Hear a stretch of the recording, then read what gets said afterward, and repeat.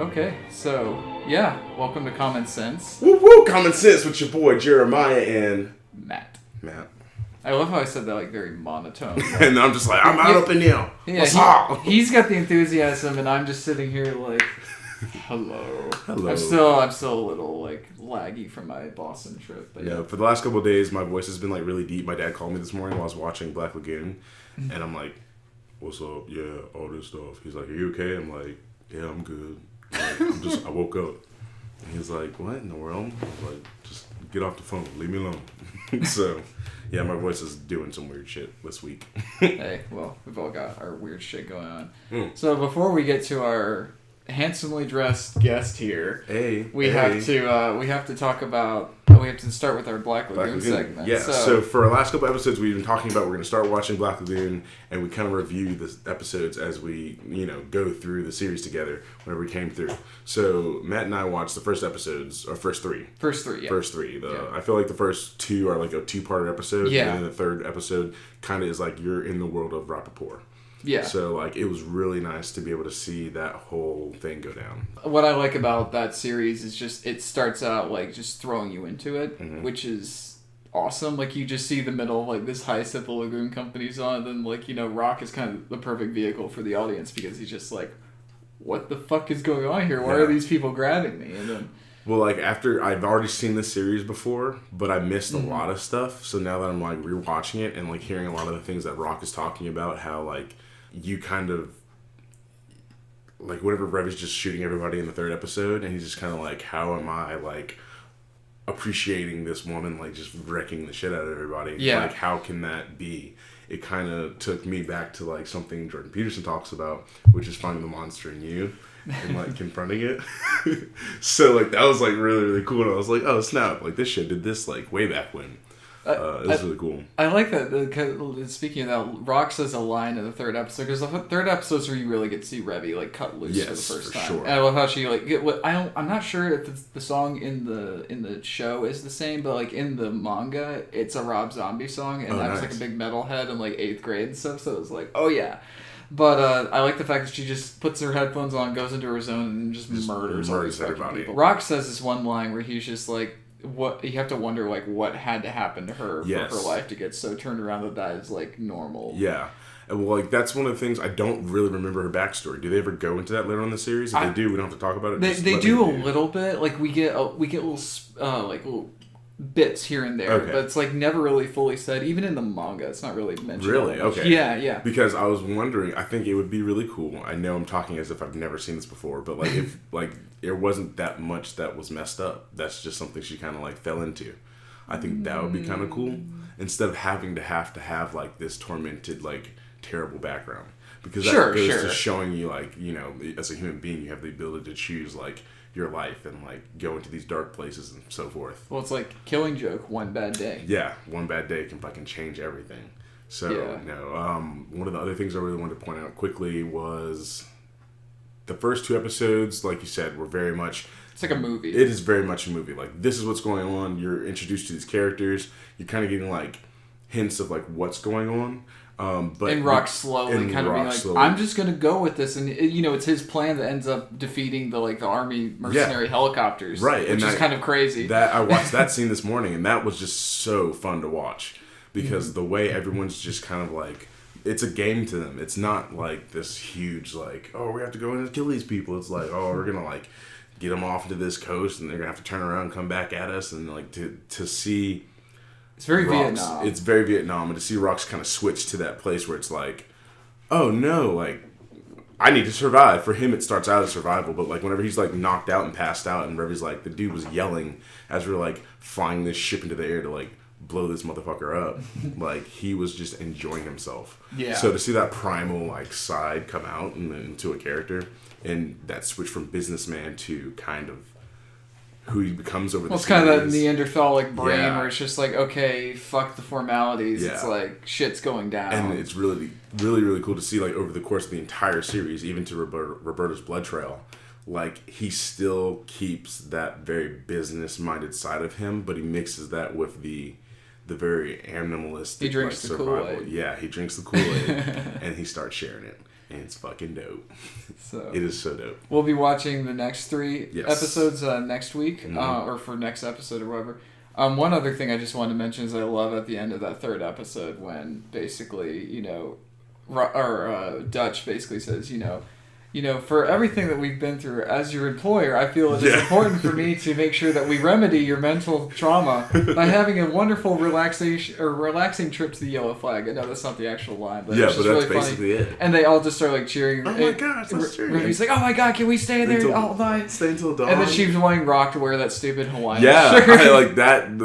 One of the things I love about the 3rd episode is that's where they introduce Rappaport. And it's the slice of life. It's the slice of life because you get to see Dutch just walk around and he interacts with the common people of the city, or the common scoundrels, and you're still not really aware. I feel like you don't get really aware of the immense danger and darkness in that town until another couple episodes. But boy, it was just nice to be oh, this is just a day in Rappaport without everybody just shooting each other up. Yeah, it was really cool. And also just shows how quickly people can be very cutthroat. Yes, absolutely. We'll be examining further episodes from this amazing show as we go. Oh yeah. But we've been talking about anime and we've been neglecting this gentleman right here sitting with us who came in with a suit, a button-up shirt, looking super suave and professional. So looking real fly. Without further ado, this is our wonderful friend Lane Silva, a local musician. What's up, dude? What's up? So you are also the singer/guitarist for Goodfires. Mm-hmm.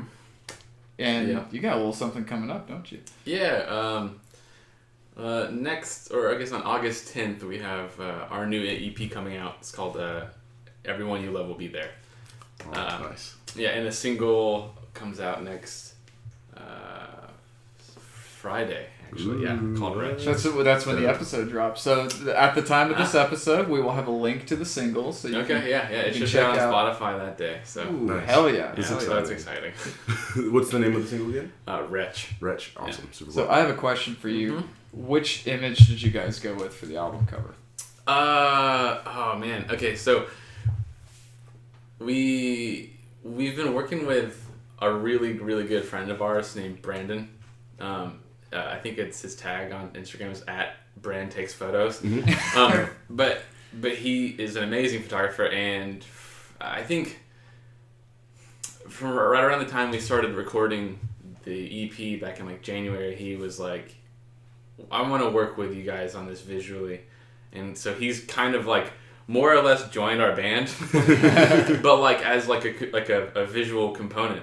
He doesn't perform an instrument with us, but he's been every step of the way helping us kind of pick the visual aesthetic and kind of working in the artwork that we think reflects what we're doing sonically, which has been really cool. And so the picture we ended up taking was from him. I believe he took it on his Yashica mat, so it's a medium format 120 film picture. Which we have to dive into film cameras in a little bit. Yeah. He's the reason I got into film in the first place. But yeah, so he had this old Yashica, and throughout the last 8 months of my musical journey, I've gotten really interested in tape and more analog forms of music production.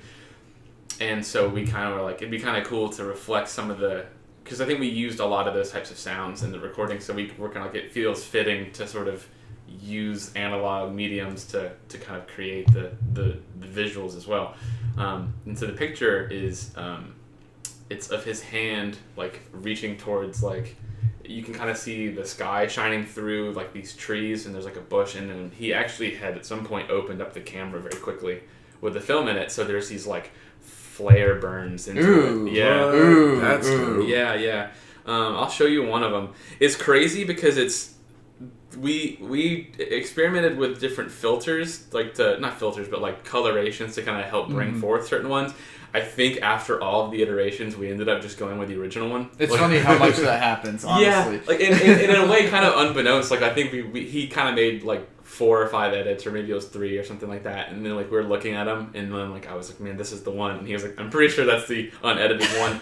But that's the picture. Oh my god, that's awesome. Yeah, and so those flares, that red is just from him like opening. It's like a light leak. So when he opened up the camera, it just burned that onto the film. Oh my god! See, that looks cool. We had an issue with our 16mm project in school, where basically we had 2 final project classes. We had 16, which is obviously shot in 16, and then we had 35, where we shot in 35. But I think we only shot like 1 roll of 35, and then the rest was on Arri Alexa, which is digital. Mm-hmm. But there was an issue where basically the film got flashed in 16 when the guy was loading it out. He felt like shit about it, and we gave him crap about it. But because we had to. But that poor guy. Yeah. Well, what happened was, it was kind of weird because it's like we had like a typical like widescreen like aspect ratio shot, but it's like the edges were like burned. But it kind of worked out because we were making a post-apocalyptic kind of like hell landscape story, so it kind of added to it. But it was still just like. That's why I'm very paranoid about like shooting anything on film that's not like just I'm gonna go shoot pictures for a few days. Yeah, there's something about it, like I think it's part of what I love about shooting film, because like that's become a hobby for me over the last year, maybe, or the last 6 months, I guess. Mm-hmm. But like you can't look at it. And I remember like the first like handful of rolls, like I take a picture and like look at the back of the screen, but there's not a screen to look at, so I'm just like, never mind.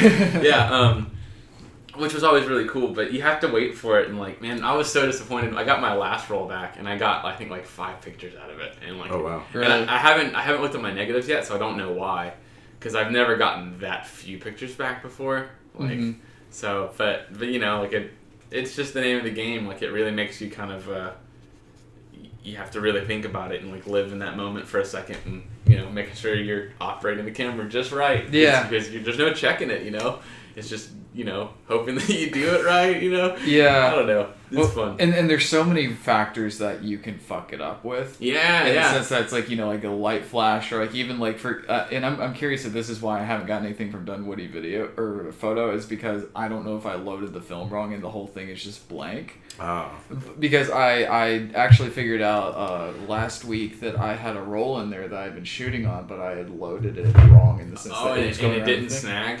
It had snagged, but it was going the wrong direction, and I've just basically I tried to save the roll in the sense that basically it was nighttime. I went into the guest bathroom. All the lights are off. I basically drew the shower curtain, and I sat there and in the dark, opened it up, unloaded the film, and reloaded it. So hopefully there's some shots that are salvageable. Yeah, that's one thing that I thought was super interesting. Is like, I guess I always imagined that there was like some sort of environment where you could like look at it and like fix it, but there's totally not, and like it makes sense to me, but I guess it's just so surprising in a way. But like, they have these black bags that you put stuff in and you can work on it. That's how we load it. It's a light bag. Yeah, so you just have to like work blindly with your hands in this just completely black bag. And I just thought that was like the strangest thing that I've kind of learned from like people who do it, and I was like, what a weird, strange, like. So what is, I guess it sounds like with film, like there's this entire world of difficulty.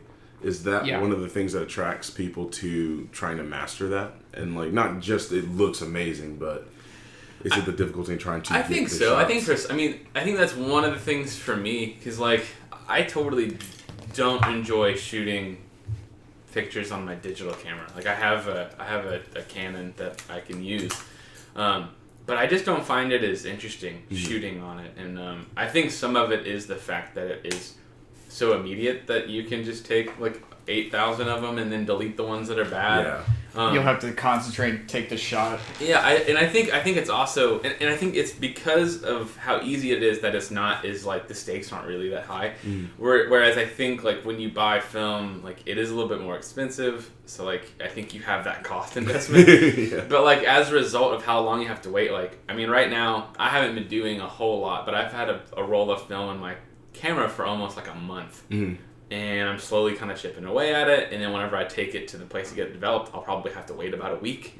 So it's like I have like a lot of time invested in like wanting to see these back, especially like if you get a really cool picture on like the first day that you put the roll in, and then you don't shoot the roll until like a month later. Like you're like, I can't wait to see that picture from a month ago. I totally forgot. Yeah. And then I guess like the other thing going back to is like, you know, you want to make sure you capture it right because you have that one chance, and if you think that you got it and you didn't, well then you didn't get a picture. Like that's one thing that was really disappointing about that most recent roll I got was there were some really cool pictures from some cool trips that I took.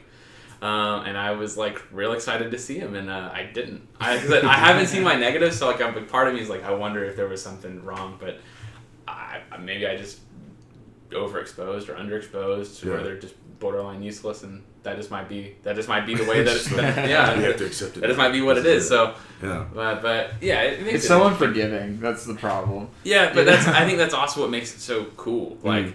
Is like it is just what it is. You know? Like that picture that Brandon took for the album artwork is like that. Like there's nothing you're gonna do to make that different. Like it's just that's what it is. What it is, yeah. And I think there's something that I don't know. I think there's something about that that's really attractive, because I think that's also the way.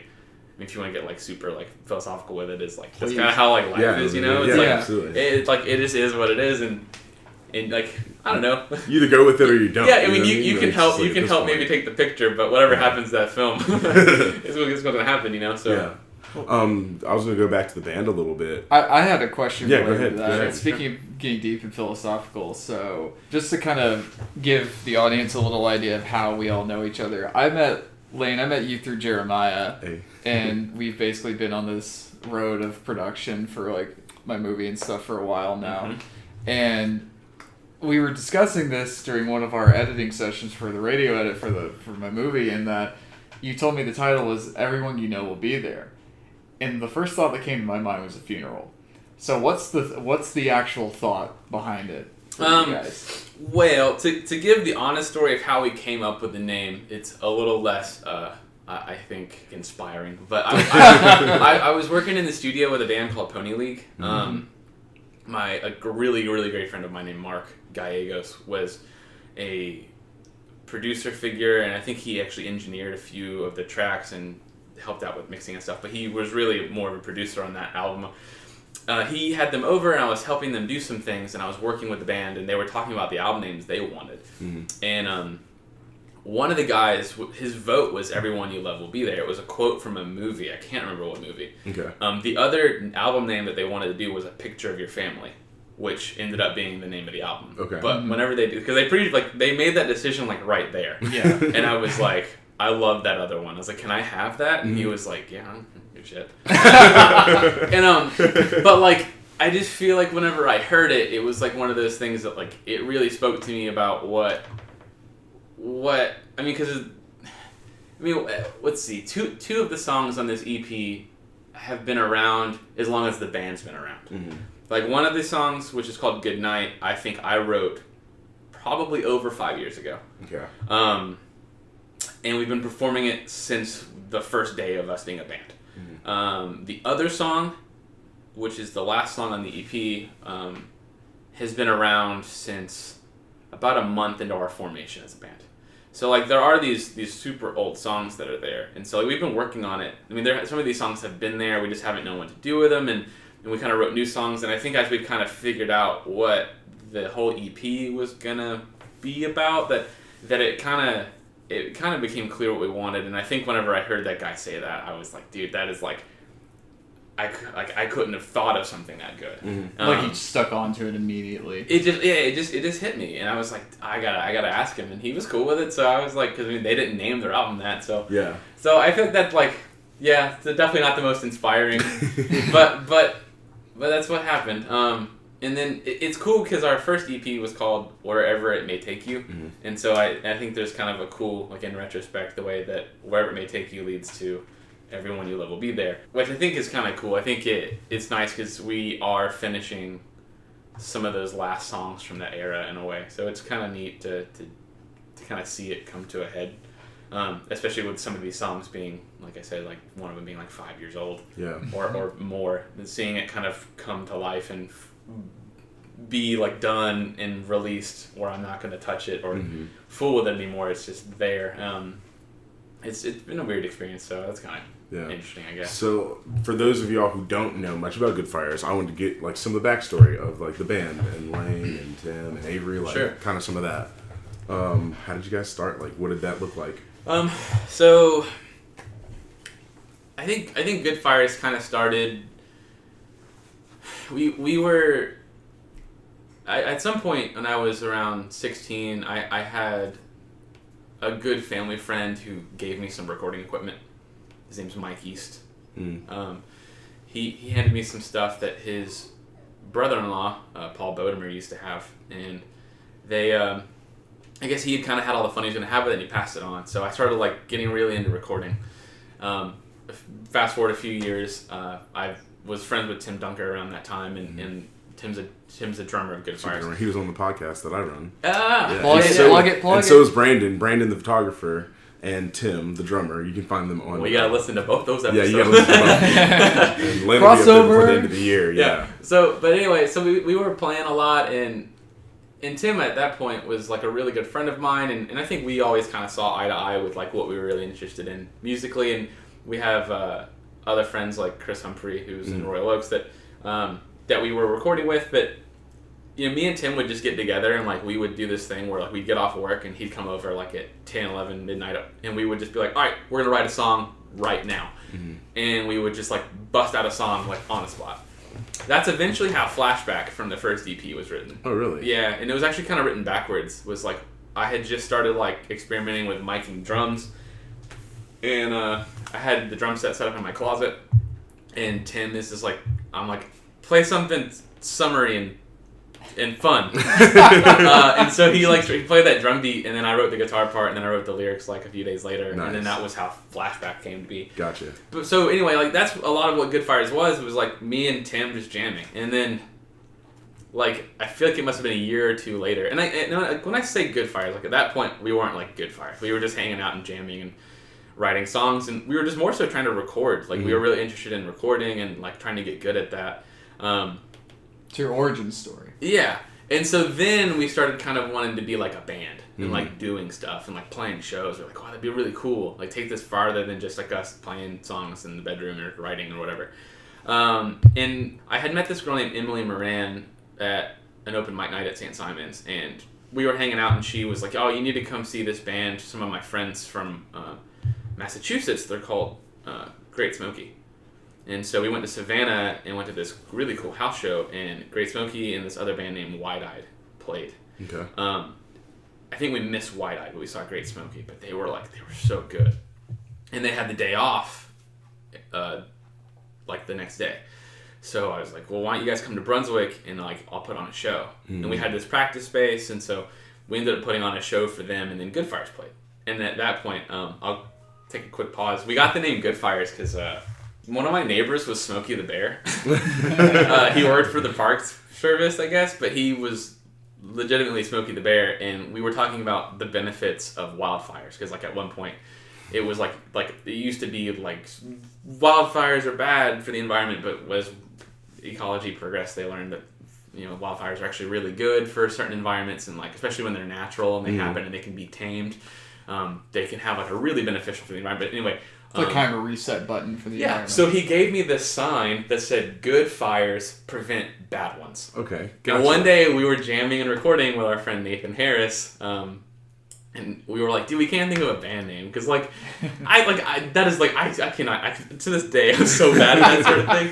But I was like, I don't know what to name it, and like I had all these like signs and pictures on the wall, and he was like, "What about Goodfires?" And me and Tim were just like, shit. So we went with Goodfires. And anyway, so back to the show. We played with Great Smoky. We were playing with them. So we realized that we wanted more than two people. Because at this point, it was just still me and Tim. Yeah. And we played our first show just as a guitar and drums and no vocals. We weren't writing really lyrics. Yeah. Or we didn't perform with lyrics at that point. So I think after that, we were like, yeah, we need to get a bass player. Like, it'd be really cool. I think it'd be good for our sound and what we're trying to do. So we should do that. And so we were talking about bass players, and we knew a few musician friends, but I think we were trying to find, like, someone who we thought would really be, like, super long-winded on bass. Mm-hmm. And we knew a few bass players, but some of the ones we knew were already kind of active in different areas, or maybe we didn't think would, like, really fit with what we were trying to do. And Tim was like, I know this guy named Avery we've been hanging out with, like, at school. At this point, I wasn't in the same program as Tim, so he's like, yeah, I met this guy Avery. He says he plays bass. He's really cool, so maybe we should hang out with him. Yeah. So I was like, yeah, bring this guy over. Let's see. So Avery comes over, and I'm pretty sure, like, in all of like 20 minutes, we're like, all right, bet. So this is the band now. And like we just like really hit it off for some reason. Nice. And I'm pretty sure we played our next show as a band like within. It was definitely no more than a month. Okay, maybe cool. 3 weeks later. Had y'all done a lot of practicing before that? With Avery, yeah. I mean, at that point, we only were writing like a 30-minute set, and we only at that point we had probably like 7 or 8 songs. So, and Avery is a really talented bass player. He's a really good musician. His ear is phenomenal. Yeah. So like he just kind of picked up real quick, and he just seemed to kind of know what he wanted to add and added it in, and we were just like, I mean, hell yeah! Like he just kind of knew how to fill it out right, and so then we played our first show in Brunswick like that December. I think it was actually Avery's birthday. Okay, nice. Which I think is on December 6th or 7th. I need to find that out too. Yeah, I love that kid. Yeah, right. So it was kind of cool. We did that, and then from there, I think we started recording Wherever It May Take You in January. Okay. Like right afterwards. Where'd you record? Up here. We came up here to Mark's house. Mm-hmm. Oh, okay. Yeah. Shout out to Mark Gallegos. Yeah. So in the release of your new album, both Matt and I have kind of been around you during that process of recording. Mm-hmm. And you and I were talking on the phone one time. I was in Louisiana, and we were talking about you were going into houses and recording. Like you had lost a studio at some point. Yeah. What was the recording process like? So a few months before we started tracking, because I teach private music lessons, and Mark is the guy who got me into that, and he used to teach out of his house, but he had a space that was not his house for a while, where we used to do stuff, and we could record there. It was really cool, because there's like, after a certain time period, there's like sort of like just no limitation on whatever you can do there, you know. But eventually the owner had sold it, and then the new owners didn't want to sublease. So they were like, all right, like, you gotta go. So we were doing stuff at Mark's house. That's where we tracked all the drums. And it's just not super feasible with all the stuff that Mark's doing for us to be there consuming that much space and that much time. Mm-hmm. So we started kind of doing everything else anywhere else.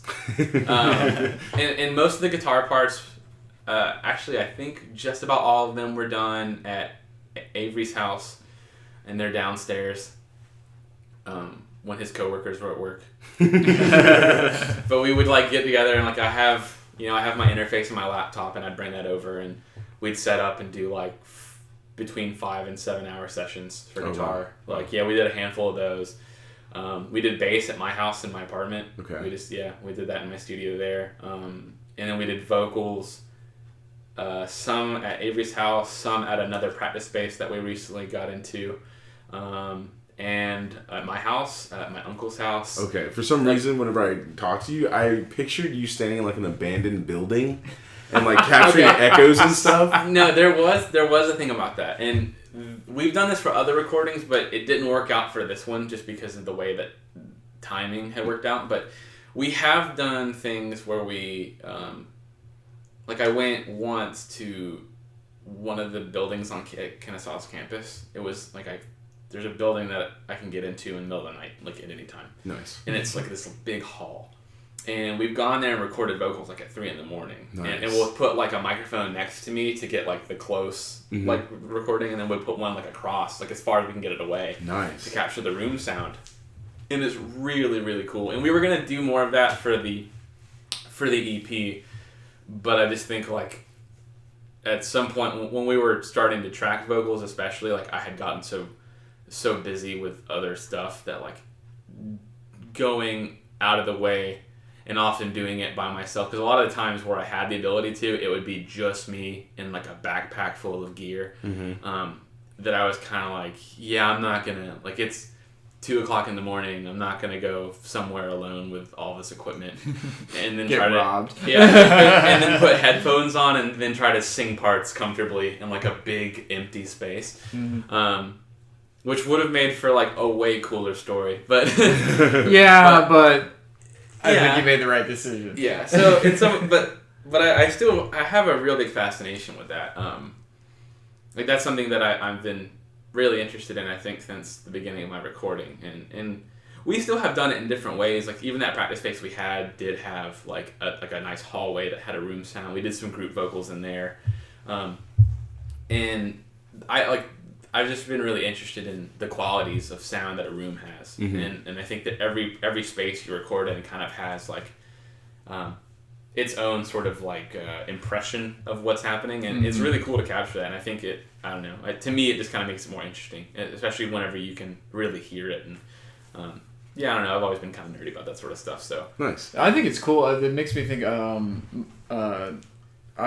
Viva La Vida, Coldplay, they did that whole album in a church. Did they really? I didn't know either that. in England or in France. That's and the whole cool. thing is they specifically like went almost like location scouting. Like they went and found this cathedral that had this reverb and this sound that they really liked, and they said, okay, we're doing the album. And I mean, even they cover this a little in Bohemian Rhapsody, but they recorded, I think it's Night at the Opera, the Queen album, they recorded in a barn. Yeah. It's just really cool. Like when people don't really think about the fact that you have to sometimes go to these places to find that sound and that atmosphere where that sound can be created. Yeah, and especially like at the point before we had like digital reverb and stuff to create that sound, like one of the stories there's a story like that I think inspired me, and it was the recording of When the Levee Breaks by Led Zeppelin. Ooh. Like I as I recall, and I might have this wrong, but I'm pretty sure they said they recorded that in a stairwell at this like big house or something. Oh wow, that's badass. And so the song is only like, I think there's only like 2 mics on the drum set, maybe 3, but it's like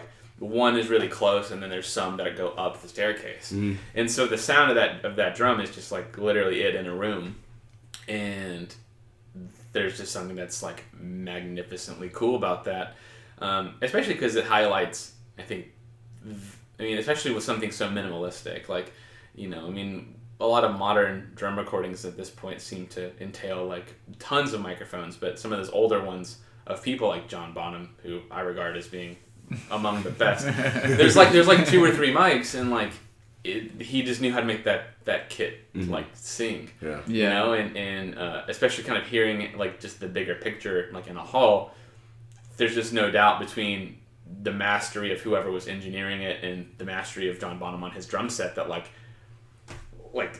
you couldn't have put me on that drum set and made it sound that good. You know, like it's like the perfect like meeting of like talent and atmosphere and everything. And when those things come together is when you get those sort of magical moments in musical history. I mean, I think Michael Jackson's Thriller, working with Quincy Jones, like it's another sort of thing where it's like stars align. Yeah, I mean, all the musicians who played on it, Quincy Jones is a genius, Michael Jackson's phenomenal, and so it's like... I was talking to somebody recently, this is super, like, throwaway, but I was talking to somebody recently, and they didn't know who Quincy Jones was. And they're, like, super huge in, like, the music industry. Because they're like, what's Motown? I was like, Motown. What? Are you fucking kidding? Like, that's, like, they're, like, the Motown sound. Like, that's Quincy Jones. Yeah, and, like, Motown is a style of music. I was like, no, Motown... The style of music Motown came from Motown, like the company. Yeah. Quincy Jones ran that bitch. Like, and what y'all doing? It's just kind of crazy because, like, I think it's just hard to quantify, like, the effect that has. Because, like, I think my good friend Mark again, I think he was telling me there's, like, an autobiography that Quincy Jones wrote where he kind of talks about Thriller specifically. Really? And he kind of downplays, like, what he did to highlight, how amazing musicians that worked on the record were. Yeah. I mean, and it's just kind of crazy because it's like I said, it's just that perfect storm. Like when you have like amazing, musicians and you have an amazing engineer with a vision. Yeah. And it's you can take it anywhere. Like then you get Thriller, where I think there's 10 songs on that album, and I'm pretty sure 9 of those 10 songs hit #1 on the pop charts. Oh damn! Well, isn't it like still the top selling album of all time? I think it possibly. Is. I don't know. Yeah, I can look it up. It was. It still might be. Well, speaking of engineering, I've been following your music for a while. Yeah, and I go to almost every show I can. Especially when they're here in Atlanta, and I've missed the last few. But Wildflower is like one of my favorite songs. Oh. And you all re-released 3 songs. Yeah. Was that I'm not like fully like familiar with like the different names for different albums. So what was Oops Round 2? What is that considered? It's an EP. Okay, that's an EP? Sweet. So I listened to the remastered, and whenever the end comes in and like everyone's just like going out in it, there's like this harp in the background. Am I correct in saying that? It's not a harp, but what I is know that? what you're talking about. Because I was gonna ask you. I probably was drunk when I first heard it, and so I was like, "Wait, there's like this amazing, soft, a beautiful harp thing in the background," and this is just it was a wonderful addition to something that I already fully enjoyed. Oh, so man. I've been meaning to ask you that. Oh, cool. Yeah. So what it is you might remember in the section leading into that big like explosion, there's that. Yes. It's that again. Really? Yeah. So it's just that same part, just in the middle of that solo. Super cool. Yeah. Whenever we were recording it, I was like, man, that would sound so good right there. It does. Well, it draws this. I was listening to the love theme from Stars Episode 2 last night. Me and Lee were in the car. And so it's like... Da, da, da, da, da, da, da. And I'm just driving, so I just started like doing like my own little story. I was like, young T'Challa was a prince of Wakanda. And then like I did like this whole thing. And like it was the first time she had heard that song. So I'm just like, as the young prince ran through Africa, he was... And like she just like the way you took the feelings and the emotions from the song and like create a little story behind it, like that was really cool. And so like that's one of the things sonically I love about you all is like if you take away your lyrics, sonically you can still feel the emotions to the story. So well, thank you, by the way. Yeah. That means a lot because I think that's one of the goals, and I think some of that, by the way, comes from the fact that like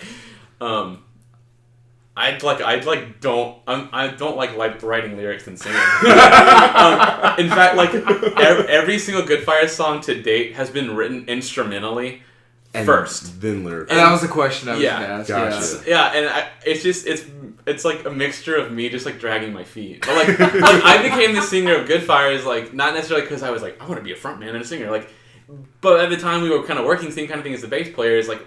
I was writing lyrics still because I have always enjoyed writing like poetry and stuff like that. But and he's good at it. oh my good. But like I was doing it and we were thinking about what we wanted, and I think that I just had a little bit more of a vision and like for what I wanted. Like I knew what I wanted. I wasn't so like meh on it that I just was like anything will work. Yeah.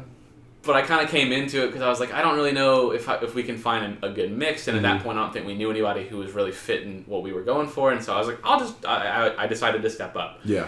And I think that's what happens is like a lot of times whenever we're writing the songs, like I think a lot of our songs could stand without vocals. And then we write vocals on top of them. Yeah. It's almost like that's just the icing on the cake. Yes, I would go so far as to say that because so like. What is your process when you go and write songs? Like, do you pull from experiences? Do you pull from like ideas or concepts? Or do you just kind of flow with the music? Like, this is kind of what I feel from this song, and let's say something. So whenever I'm writing guitar parts,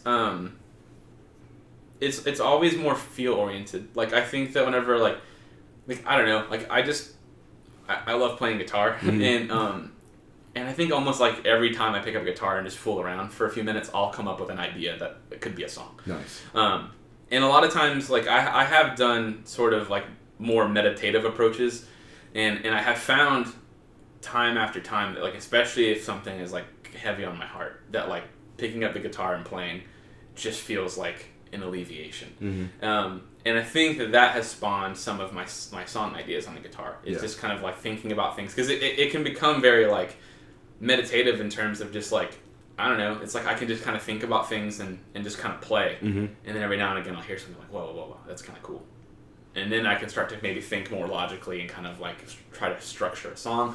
Lyrically, we try to be a little bit more thematic with it. I think like I think all of us, especially Tim and I, have like really wanted to like write a concept record, which is something we haven't really done yet, and I think it's because I think that pulling one off is just intensely difficult. Like it's almost maddening. Like I feel like most of the stories I know of bands that did it like talk about how like just like intensely like mad it was. To go to the heart of darkness to find it. Yeah. And I think that's something that I think we're fast approaching because I think that we're getting better at that sort of thing.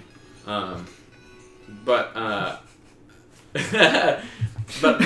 think that's something that we're trying to get better at. And but lyrically, I think a lot of times I kind of think about something again, probably that's heavy on my heart, and I'm like, all right, like what can I say about this, or and sometimes the music will lead me there, where it's like I'm just kind of I'll like sit and listen, because we record stuff pretty quick, because we have the like we'll just even like put our phone in the next room and play it. Nice. And I'll just kind of like sit and I'm like, what does this make me think of? Like, where does this take me in my head? And a lot of times that will kind of lead me to where I'm thinking about. And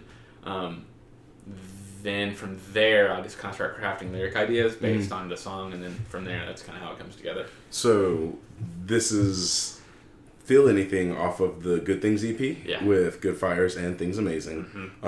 What was that kind of in terms of your writing your lyrics? Because I feel like there's a deeper story. I think we've talked about it before. Yeah. What was that? I think around the time that I was writing that, we really struggled with that song, because the guitar part is like very rhythmic and very busy and kind of full of a lot of melodic content. So like writing another melody on top of that is kind of like at times feels redundant, and I'm like, I don't know what to do. But it's also just, it's already so full with all the stuff going on. We really struggled with it, and I kind of had this idea about like I think I had felt really disconnected from like friends and family at the time. Like I was kind of going through like I don't know, just like a weird sort of like other feeling, like othering thing, where I just felt just, I don't know, like I was kind of on the outside of everything.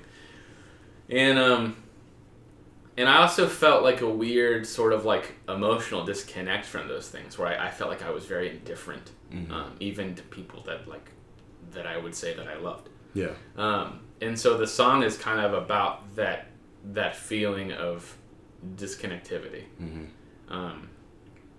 And like, I mean, as the chorus kind of says, it's like, is this what it's like? Yeah. Like I don't feel anything. Yeah. And it's just kind of about like just feeling unempathetic and just feeling like just so weird. And it was a weird time of my life. And like I remember my grandfather died, I think, a few months before I was writing that, and there's like a line in it that says like, I didn't cry at your funeral. Yeah. And that was something that really bothered me, is like I was really close to my grandfather, and I remember when he died, like I just don't remember ever crying. Yeah.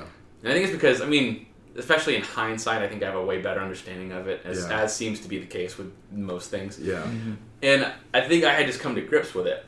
But at the time I was like, what is wrong with me? Like, why am I this monster who doesn't even feel connected enough to feel sad? Yeah, no, I get that. And so the song was kind of like trying to deal with that. And I think like one of the reasons why that song resonates so much with me is that's kind of how I felt like with my grandfather. And so like knowing that part of the story was kind of like, dang, I like really relate to this. And I remember whenever one of the first times, or maybe you had already had the guitar riff, it was like one of the only times I hung out with you and Tim, or you and Avery, back in Brunswick. That one night, and you were like, this is a new riff I'm like working on, and I was like, oh my gosh, and I have that recording somewhere. What? Yeah, I have that recording. You gotta dig it up. Yeah, I need to find that. Oh, that's so cool. Yeah, you were like, this is a riff I'm playing with, ding ding ding ding ding ding, and I was like, oh my god. So I feel like I have a little connection to that song, but my mom had just passed several months before like that song came out too. So even with that, there was a lot of sadness, but like there was still this very lack of emotion. So I feel like that song really captures it. And one of the things, going back to sonically, because I'm very much a sonic person, like when it comes to music, is the words are questioning the feelings, but sonically the feelings are there. Yeah. And I love that. Like, I love that. So like even within that, there is a deeper, if you take the lyrics and the sonical feeling, it's kind of not an oxymoron, but it's got that two-faced. It's a human being. It's very much a. It has person. that sort of depth to it. Yeah. And that's like, and I think that's one thing that we really tried to bank on, because we had those like super tight percussive guitar parts with the tapping, and then we went into those open space parts that are completely ambient. And I think like some of that was kind of trying to ride that duality, trying to like get like really paint the picture of this sort of like. This sort of split, because I think the ambient parts almost feel more heartfelt, because you're sort of questioning like yourself, like you're like, why am I like this? But in the other parts, it's a little bit more calm and like straight faced. Like evidently I'm a monster. Like, but yeah, it's I don't know. That was a challenge. That was a milestone song. I think, like getting through it, and then for those who don't know, we put out Feel Anything with Things Amazing as a split, and that was the first attempt I've made at like engineering and like mixing and stuff. Mm-hmm. And after we released those 2 songs, I was like, we should redo those. I feel we could do them better, and we redid them. You did? So that's what Oops Round 2 is. Is a redo of those songs. Okay, gotcha. That are now on Spotify. Nice. Yeah. So that's what we did. And so those were.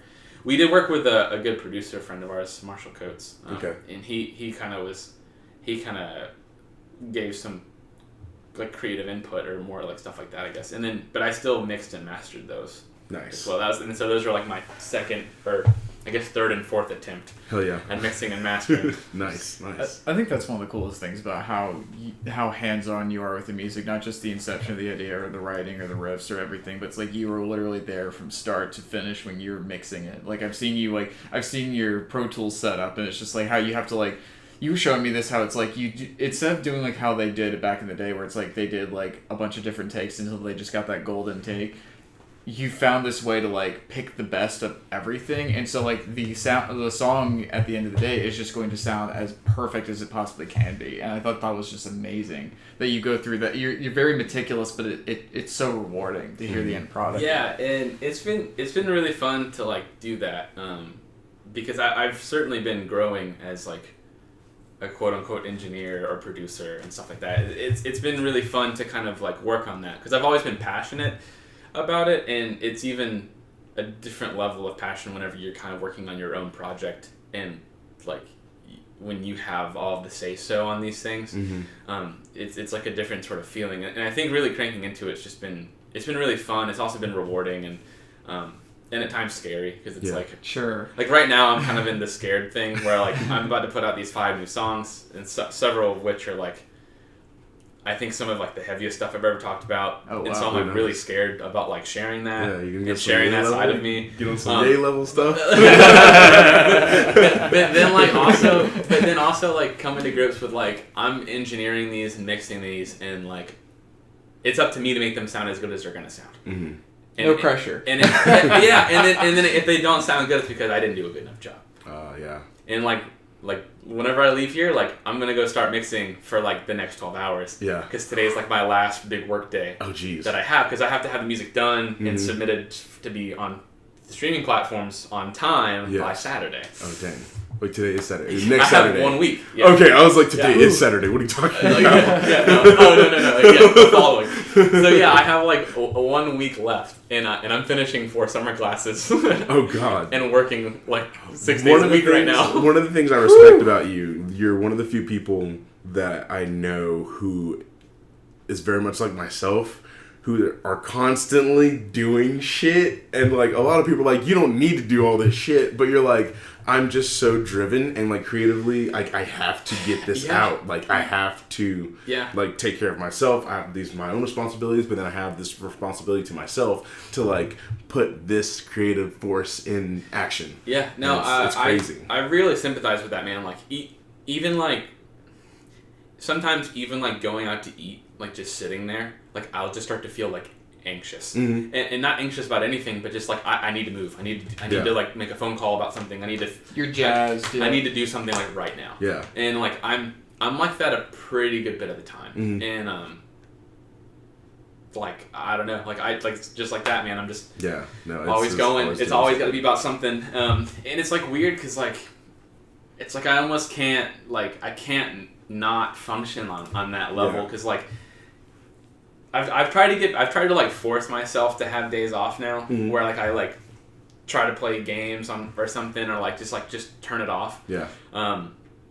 Because like otherwise like I'll just work myself into like insanity. Yeah. You know, and you gotta have that healthy like breathing period. I think that's been my new thing is trying to balance that because I think a few months ago especially I think I kind of hit a point where I was like really like out of balance and was like struggling to keep up, and I was like it was just not a good spot in terms of like just trying to manage. Because I'm in the current situation where like I've been in a relationship for 4 months, so I'm like I put a lot of time and effort into that, and now I've got me and you are doing this podcast, and I'm doing another podcast with my improv coach, and I do my own podcast, and then I've been in like several little shorts, and I'm waiting for that stuff to release. And then I like have like 2 or 3 little projects that I'm like looking at trying to like start back up.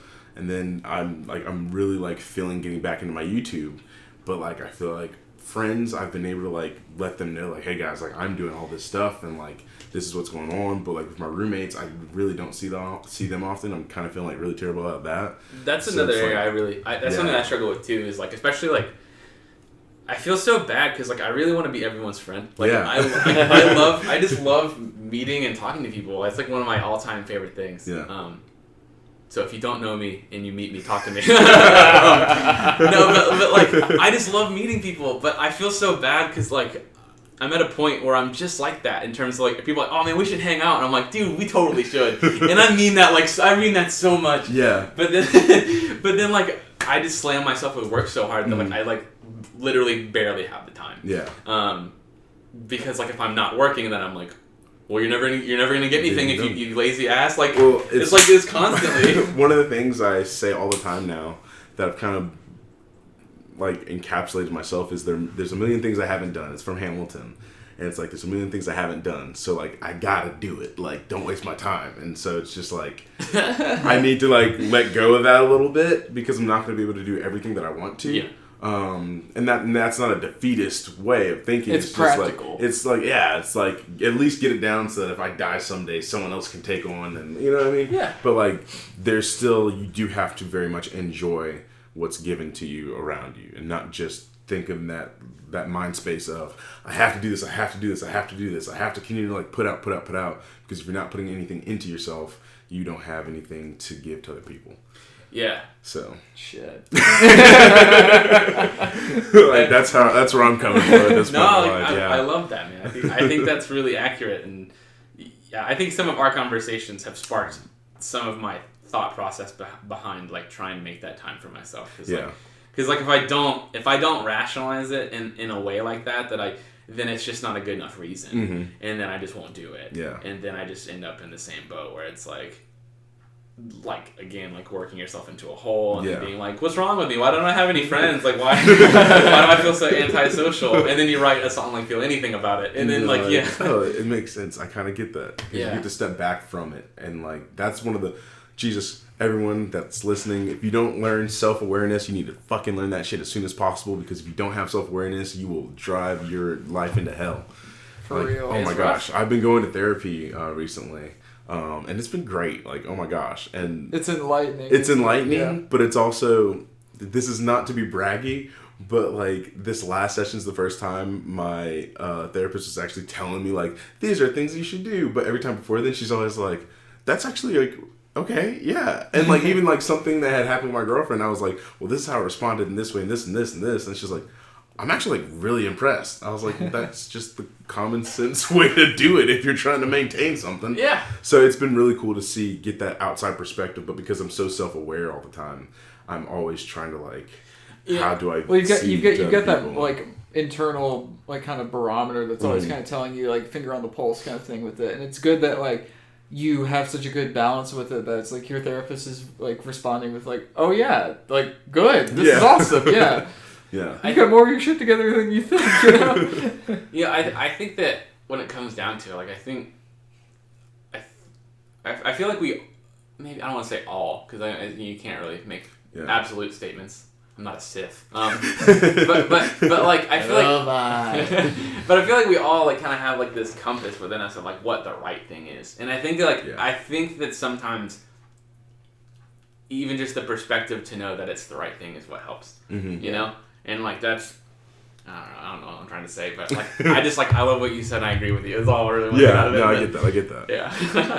I just love the fact that like all three of us are doing some form of therapy right now, because it's like I feel like we're all kind of putting our finger on the pulse with everything, but also just like I found it very reassuring personally, because like stuff you're talking about, it's like I handled it this way and this way and this way, and then like you get the reassurance of somebody. It's like, no, you're doing this as a rational human being. You're not a maniac. You're not going to turn to the Joker and start murdering people. You know? Yeah, and that's something that I feel like I've kind of from my time with doing those counseling sessions too. Is just like I feel kind of similar, where it's like there's times where I'm kind of like I feel like I did the right thing, And then a lot of times it's just kind of like getting that extra confirmation in a way. It's like, but did I? That's kind of the dialogue I have. And sometimes you just kind of be like, am I crazy? And like, yeah, no, I get that. And they're like, no, not at all. And you're like, all right, cool, good.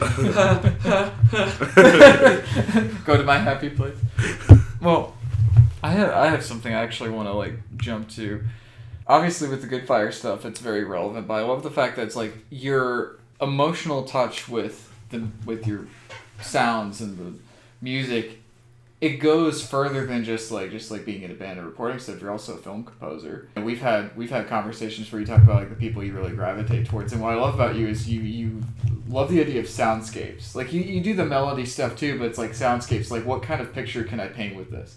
It makes you think of there's a quote by James Horner when he was scoring the Amazing Spider-Man, where he talks about basically like how the beautiful thing about something like that is having a blank canvas where you have all these colors you can play with. I never heard music described as colors, but it's just like all of a sudden everything started clicking in my brain. Yeah. Because it's just like, okay, well, this sound is this color, this sound is this color. You want like a low tone, it makes sense to me. And it's just really cool that that's the way you operate in terms of sound. What would you say your best execution with like having that blank canvas and being able to paint with all those colors?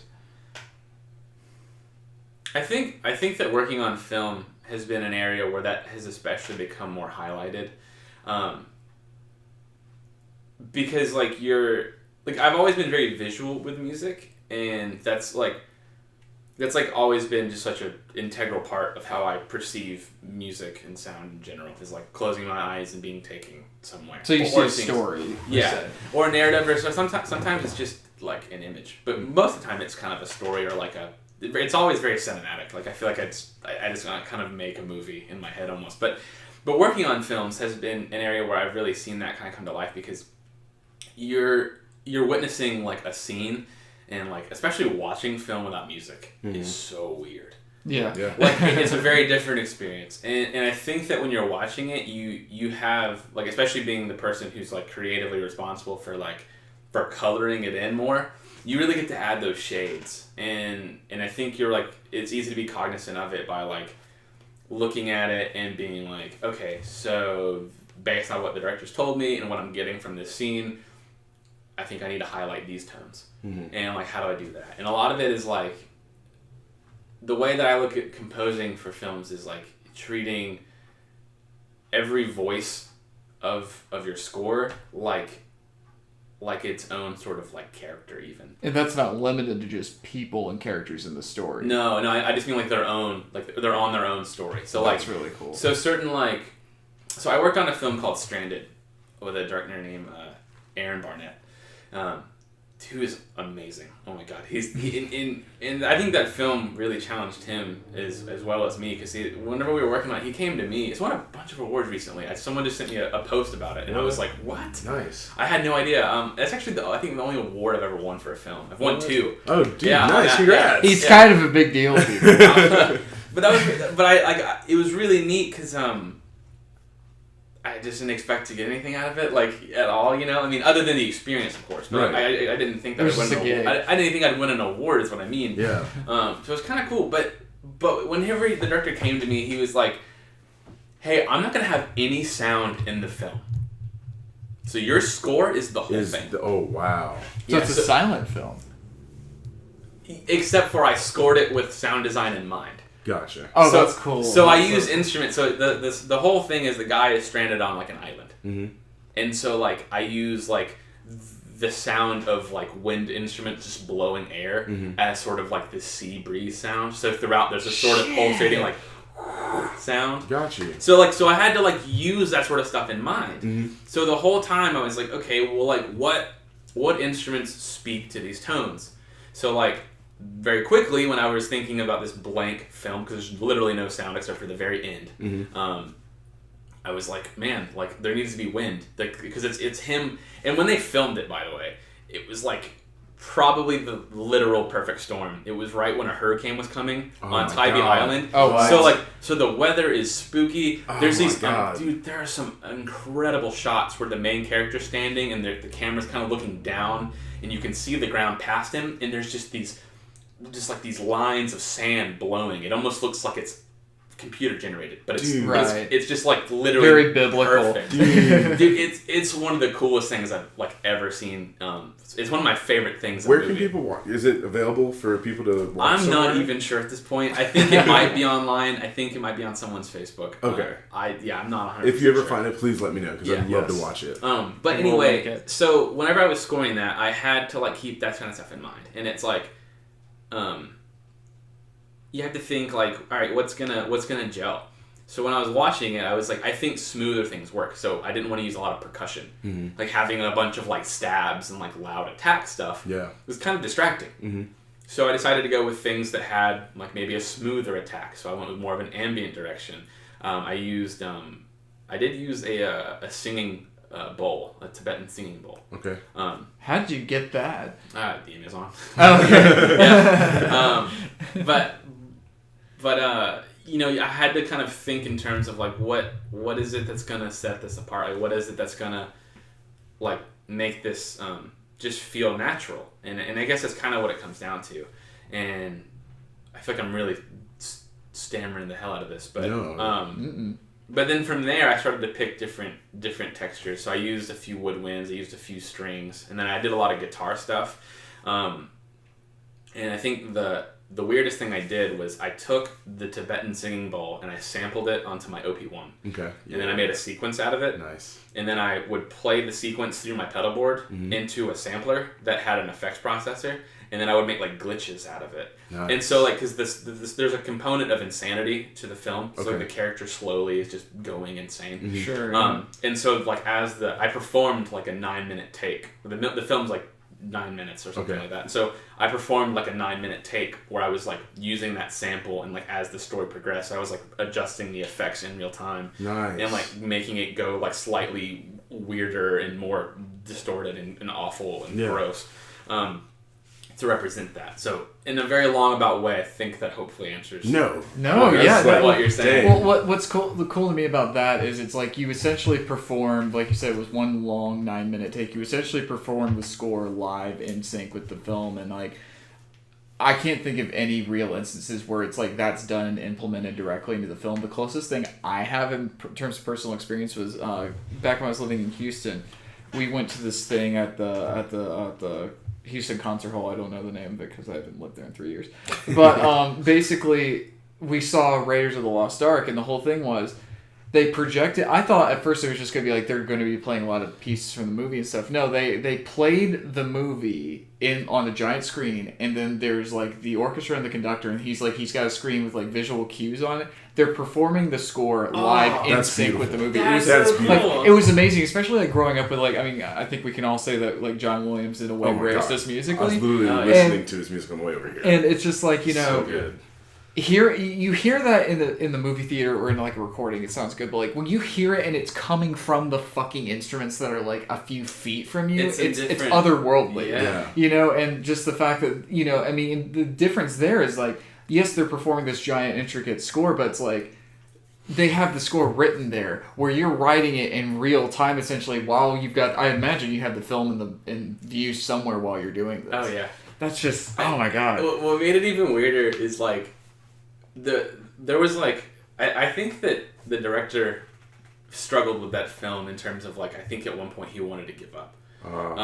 Sounds like it was a tough one. I think it really was, man. And it was such a strange like idea, and the story is told kind of backwards. And like I said, there's a lot of surreal qualities about the film, but without any like super surreal visuals.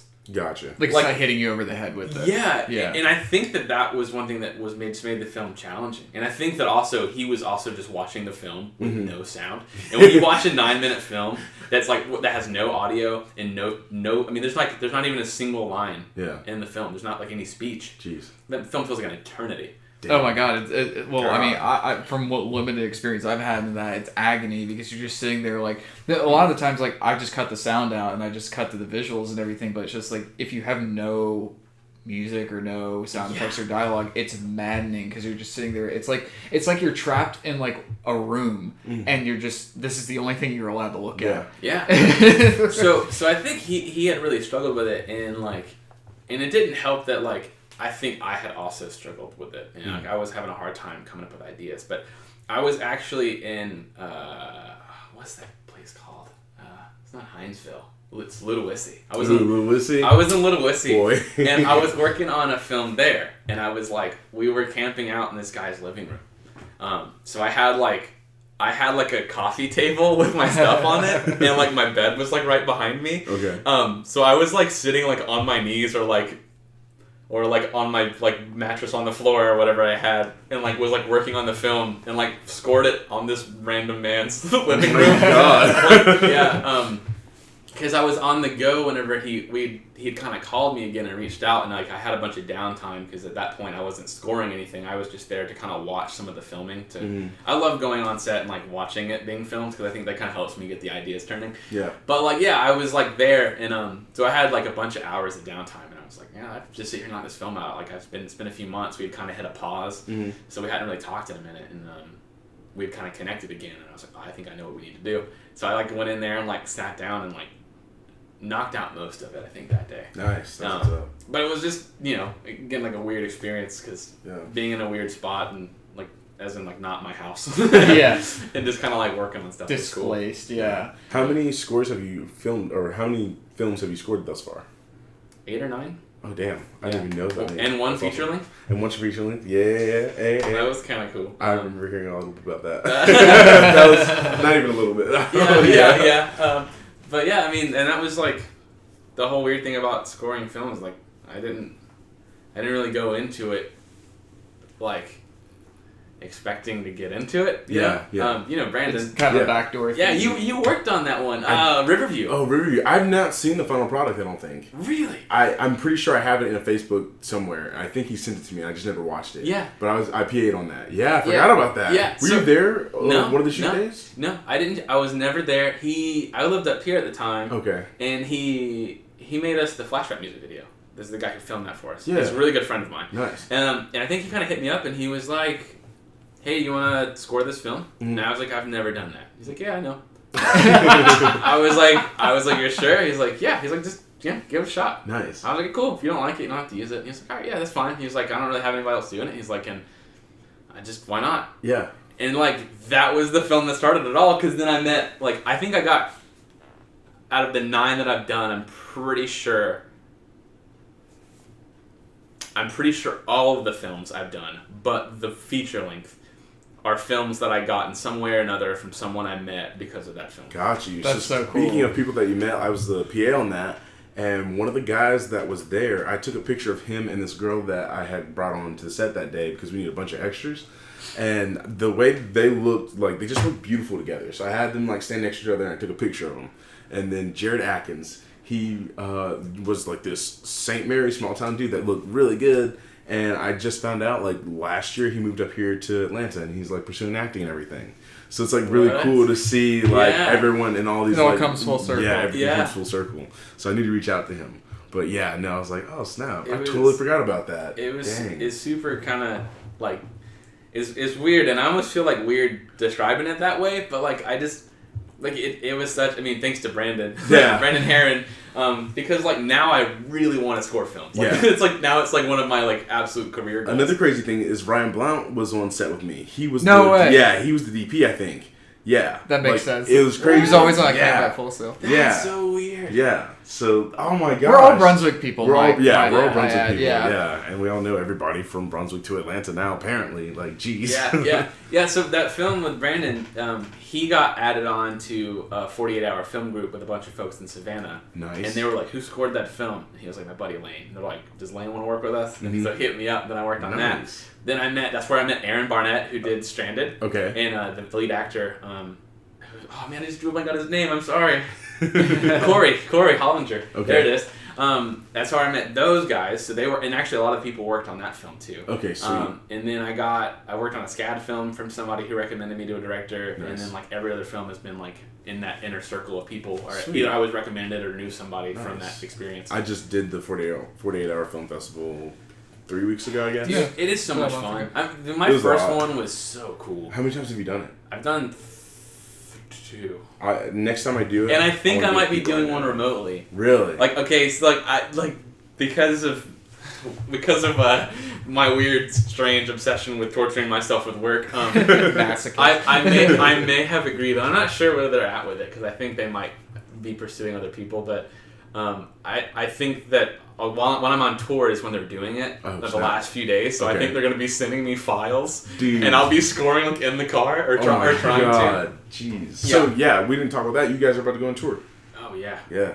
14 days. Yeah. We are starting at and we are ending at. Let me get the list because I totally will butcher it. I believe you're starting in Jacksonville. Yeah, it is Jacksonville. And you're going up north. Yeah. Gotcha. All the way to Massachusetts. You going to Boston? No. I wish. I love Boston.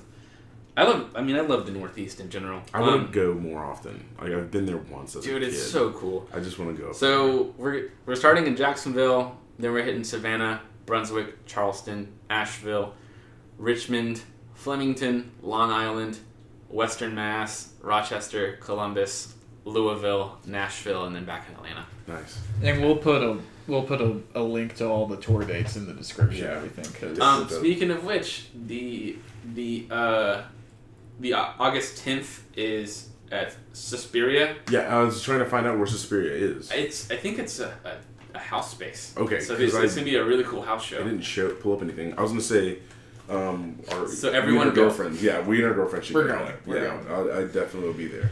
I'm so excited for that show. Because that's the day we're releasing the new music. Yeah. And I'm also excited to play. So we are doing the first half of tour with a band called Blurry. Okay.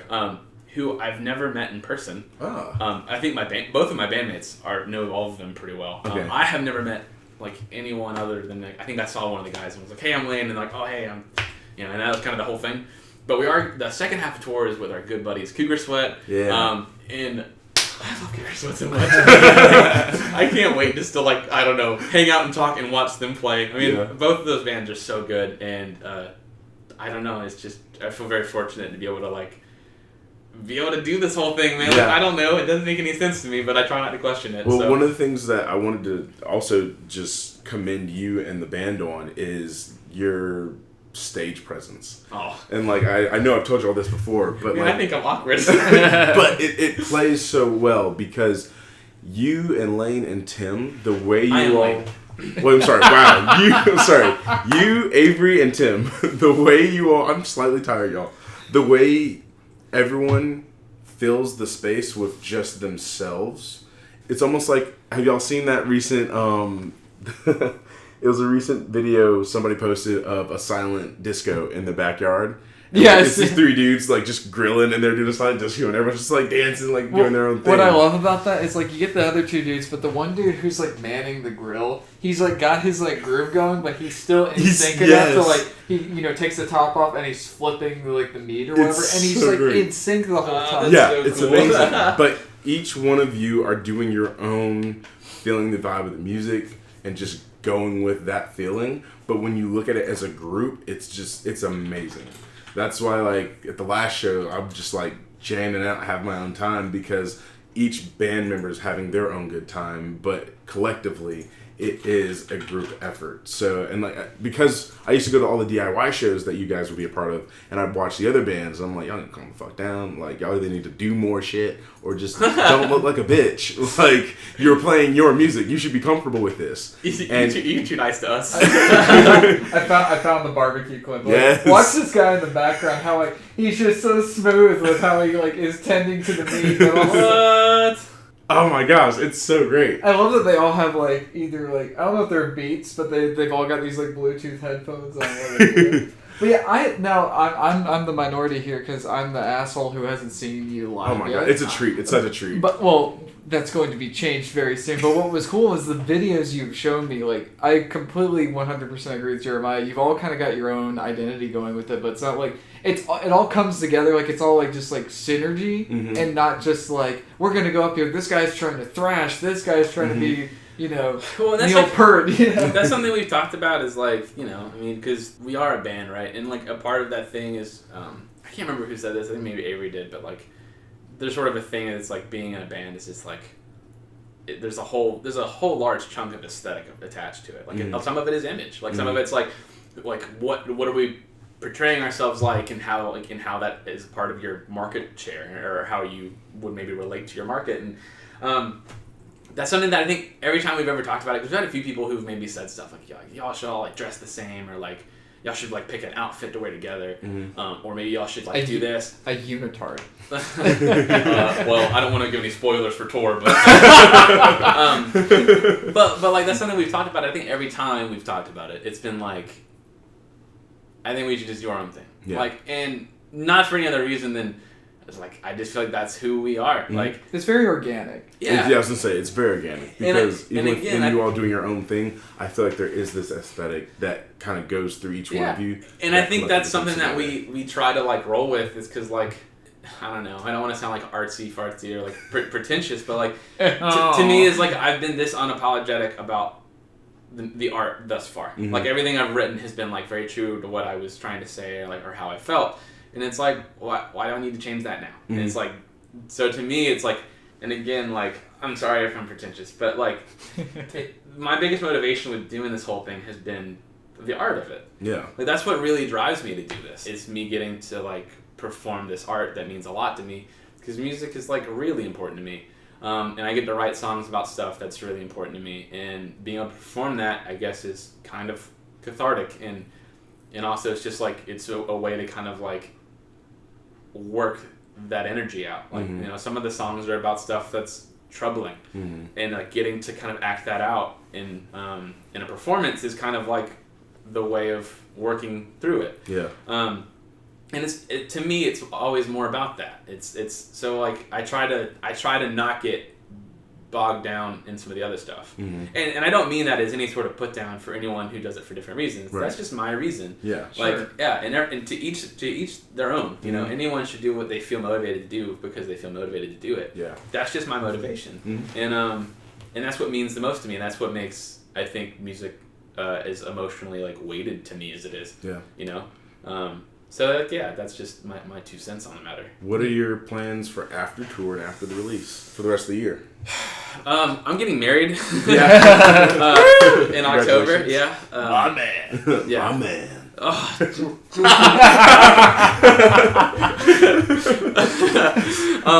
So I'm getting married, which is really cool. And just getting ready for that. I imagine I'm finishing college this semester. Nice. After these summer classes, I'll have a capstone in the fall. Then I'll be graduated and have a degree after all these years. I would like to say, like, not to shit on, I didn't go to college, but like to see how much you've done outside of college. Like, it's made it very hard to finish. Yeah, no, it's made it very hard to finish. But you haven't even graduated yet, but you have done so much for yourself. And like, college is supposed to be doing stuff for yourself, but you've been able to, because of that drive, you've been able to take your own life in your hands and kind of like give yourself something. That's not a very common thing. That's not a common thing. Real quick though, you said that it's because of my drive, and there's an element of it that's drive, but I want to also give love and thanks to literally every person who's like given me a hand or introduced me to someone, or anything, because it's like, it's not a solo effort. Like, it is such a symbiotic relationship with so many amazing people that I have been lucky, blessed, or fortunate, or whatever the word is, to have just crossed paths with at the right moment in time. Yeah. And yeah, so shout out to all those lovely people. But yeah, and then so other than that, I think we already have a handful of songs we want to start pursuing again. Oh snap! Yeah, we have. Okay, bro, because I was I was waiting for you to be like, all right, I'm getting married, I'm gonna graduate, and then like take a break with that, but I'm gonna still do things here and there, because I still have a project that I need the three of us to work on. Like, I have. I'm not taking my clothes off, Jeremiah. You don't need to take all of your clothes off. All of them. Like, okay. I want you to help me direct, and I want you to help me do some music. Okay. But not. It's for like 1 minute little. You have to cut this out. 1 minute little spots. I remember these. We've talked about this. Yeah, we've talked about it's Instagram thing. So yeah, like, that's what that so is. I do want to do that. I think with school. But I'm not in a rush to do it. Like, I'm not. I don't know when I'm gonna start. I gotta figure out what I'm gonna do, because I've been like slowly growing my business for teaching. Like, I'm kind of at a point where I'm like, I'm about to become like an LLC. Nice. I can agree with that. Which is super cool. And I have to kind of figure out what I'm doing with that. And then, I mean, a lot of it's just like, I mean, Goodfires has a handful of songs that we're got to decide to what extent we want to pursue in terms of like, you know, cutting them loose or honing them in. Yeah. And I kind of want to start recording again. Nice. Because now that I'm in the swing of it, it's a lot of fun. And, yeah. And other than that, I mean, whatever happens to come my way, I mean, hopefully this project is, will yield some stuff in the near future, and then hoping to make that your number 10. It's, you know, and then other than that, I think it's just I think that's about everything, honestly. It's just trying to figure out what the next thing is, you know. I have something I'd like to throw out there. Hit me. When are you gonna do a podcast? Yeah, no, that's also the other thing too. Oh my god! Because so we should edit around this. I'll figure. But no, you have this amazing podcast idea that needs to be a thing, and like we talked about it the last time we were here. Like I want to help you like start that. Like. Yeah. Oh my gosh! I've been thinking a lot about it. I am getting a new apartment. That's another new thing. Yeah. That comes after tour. But yeah, we're getting a new apartment, and I'll have my own like studio room. Oh, in this new apartment. So I'll have like dope. Which is gonna be really cool. So I have to get that set up and moved, and then I really want to. I've been thinking about how I want to go about doing it. I've been thinking about like. How to make the mechanics work, because despite putting it on, it would not necessarily involve me speaking. Yeah. So I've been trying to think about like the environment I want to create for the guests to do their thing. Whether or not that's gonna be like maybe in a space in the living room, so I'm not like there. Yeah. And then they can I'm just in the corner watching. Like Oz behind the curtain kind of thing. So I've been trying to like roll through that, or if like I need to be sitting there with headphones on, just like in between them, which I don't think that's a good idea. Say something now. It's not very organic. I think you need to do like a Rod Serling, like Twilight Zone, where you kind of give a quick intro at the beginning. But this is for the audience, not them. Yeah. Subjects. And then kind of let them get to it. So I got to figure out what the mechanics are gonna be like, and I think that the new apartment will probably. I think that the new apartment will probably lend itself to that, because like we're gonna have like a proper living room, because God bless my fiance Morgan for sharing like half of our apartment as my working studio. She's an angel. The studio lighting. Yeah, God. I can't believe she let me do it. But like that's why you're getting married. Exactly. But like hopefully by like in this new space I can have like a proper like sitting area where like two people could interact, you know. And things could escalate. Blur this section so no one knows. Sure. Or just put some bleeps up. But yeah, I really want to get that started. And then some other things I wanted to do, which is kind of on a similar branch as the podcast. Is like I would really love to like do a traveling like podcast photojournalism thing where like I would just meet random people in different towns and like take a pic, like a portrait of them, and then like sit and talk to them and understand their life. Yeah. And just like do that with just random people from all over. You're about to go on tour, and it'd be the best time to do it. Yeah. Like you could literally do like a. I did that with my grandma. You did? Yeah. Nice. I've done recording, that, right? Yeah, I've done that the last few times with my grandma. Super cool. It's like I do it with cassette tapes because I'm into the tapes and stuff. And I just like put it on and talk to her, and you know, like you could. She constantly says some like of the craziest, profound shit. I just want to like bake this into that. Is that you did? I can't remember. I think you said this was for a class project that you enjoyed yourself doing. Yeah. You made this very like beautiful kind of existential thing about like I forgot about that. Like basically I believe you asked your dad, your grandmother, and I think one other person like what. And Jeremiah. It was and me. what and my what friend life Marshall. is, right? Yeah, so I was in this digital media class, and the assignment was to make a 2-minute montage video on the topic that we pulled from a hat. And like the girl in front of me, my friend, her name's Kelly, she pulled I think a love of music. Okay. Like the dude next to me pulled like comfort food, and I pulled life, and I was like, what the fuck? Like, why did I have to? It's like I was like really going through like what I wanted to do in terms of like how am I gonna. What do I want to do with like I was like gonna I had like an idea to make like a spoof of like a Serengeti documentary. Like he walks into the kitchen and makes call. But then he slowly stalks his friend. Exactly. This is David Attenborough. Yeah, and then like as I started thinking about it, I was like, I just want to get like really heady with it. Yeah. So living not near my family, and it was like the night before this stupid thing's due. It was like it was Super Bowl weekend. Yeah, that's how I do everything. I do everything last minute. Like, hey, that's what real creativity sparks. I don't care what you say. It's that pressure that makes the pearl in this oyster. That's all I'm saying. Right? That's what's on your business card. Yeah. Don't worry, we'll last minute it. No, I won't do that. Hire me. He is a very professional young man. No, but like, I obviously was a little flippant about this class because there's parts of it that I felt were super like.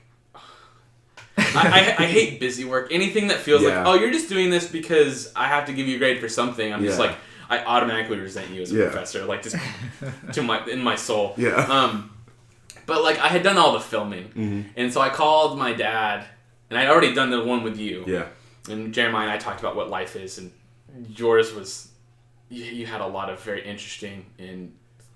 I don't want to say colorful in terms of like that you swore or anything, but you had like a very colored response in terms of like you said so many interesting and things that I agreed with. It was great. Yeah. And I called my dad and like I remember he was almost like aggravated at first. Like he was like, "What do you mean?"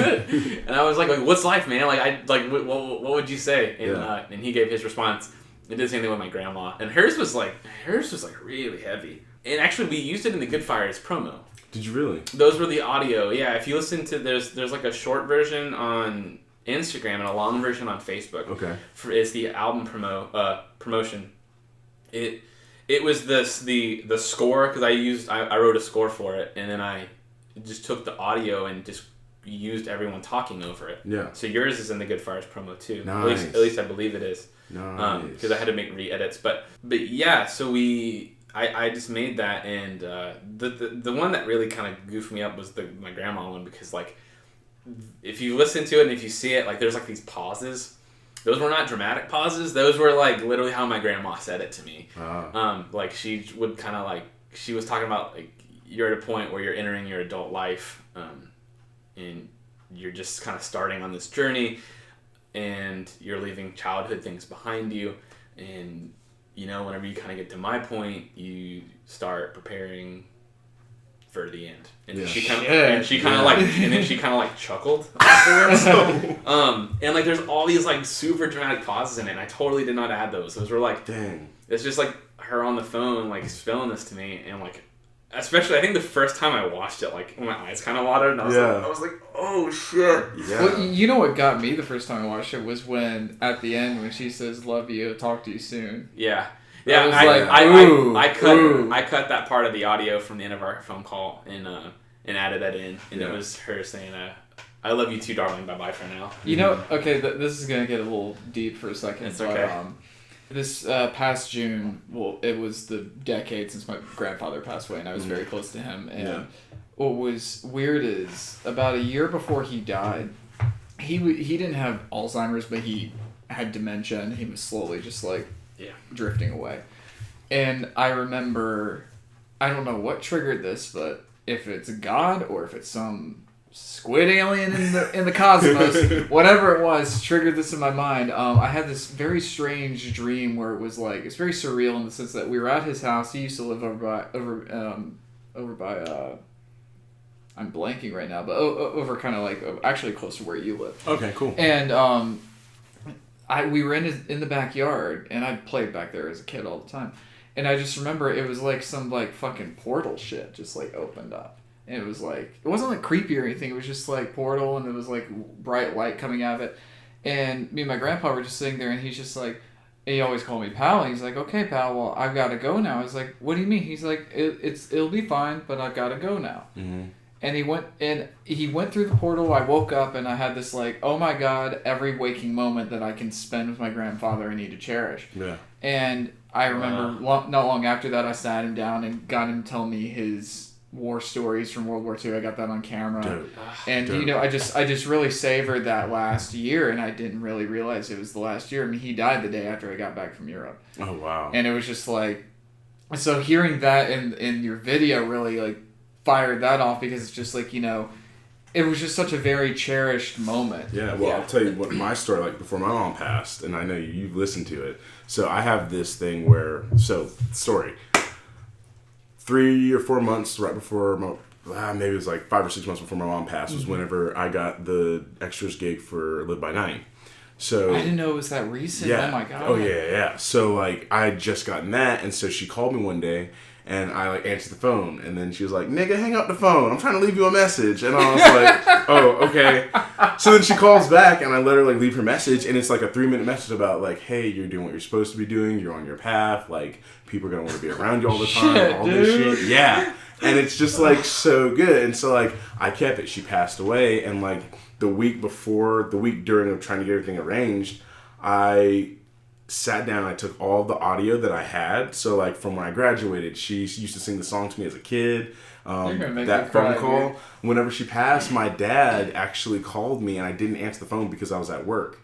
And like I was helping this like Asian couple, and I wanted to fucking kill him because I knew something was crazy going on, but I didn't answer the phone. So I got off with the customers, answered the phone, or I listened to the message, and my dad's really like, "Your mom just passed away. You can come to the thing now."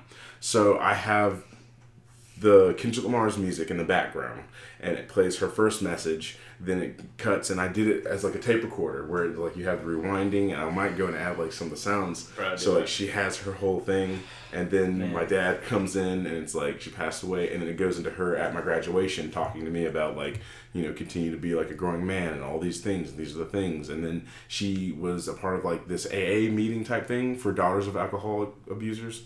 And so she had to like write down her life story. So I recorded her doing her life story. And so I took like the very end of it, it's like, "Thank you for letting me, Jermaine Montel Stevenson, share." And like that's, it's a 12-minute thing. It might be 7 minutes, but I saw the 7-minute version. Yeah, and so it's something. It's crazy. I listen to it like every once in a while. But dude, that's exactly what it reminds me of. But I recently just went and called my grandmother, my mom's mom, and I've been getting her to give me different parts of like her family story.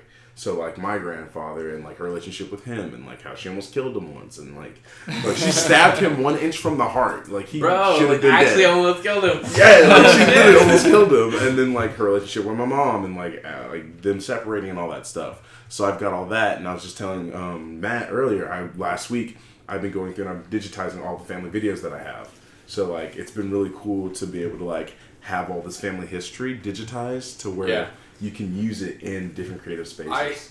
That's one thing I'm trying to make up for lost time on, because my grandfather who passed, I have probably spent like, I don't know, some absurd amount of hours. He used to pick me up from school, and we used to talk about all kinds of shit. And he was like in World War II, and he witnessed a nuclear bomb tested at Bikini Atoll. That's crazy. Yeah, so like we used to talk about all kinds of shit. Yeah, and he, very interesting man, just all around. And that was something that like a lot of my family had always told me to do, and I never had sat down and recorded them. I just kind of we just always talked, and then by the time that he had passed, I think he had dementia, and was just kind of like not really with it, and like couldn't remember me a lot of times.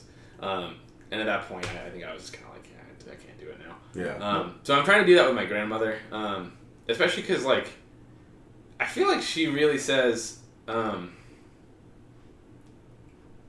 Like she's an interesting lady too, mainly because like she's really funny. But like she, time after time, has just seemed to have said like some of the most profound shit ever. But she's not someone that I would look to for that. Yeah. And especially like I think with the passing of my grandfather, is like I think that really kind of shined, because I feel like you must learn a lot about the world losing losing my grandfather was the first time I ever lost a family member. Like I have all my other grandparents still. Yeah.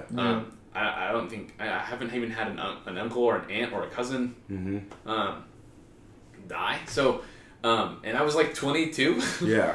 Like that's a long time to not have had anybody die. So and have such a significant one be your first. Yeah. And but I imagine that I mean, I cannot imagine what it'd be like to lose your significant other. I mean, they were married for, I think at that point, almost 60 years. Oh, wow. That's awesome. And it's like 60 years of being around someone, and then they're not around anymore, and it's like... How do you adjust? Yeah, and I feel like I think there's like this sort of element of that, but there's also like in a weird way there's almost this like sort of like strength about her where like she just seems so like it's like she understands it, and like I think there's like a part of her that like despite obviously being sad and missing him is also kind of like understands that's the way the world works. Like that's what happens, and this is just that part of the story, and which is powerful, you know. Yeah, makes you really think. Yeah, well, like in it, I don't know. Like I was talking about this the other day, with somebody, but like, I think it's really easy to become complacent with our present.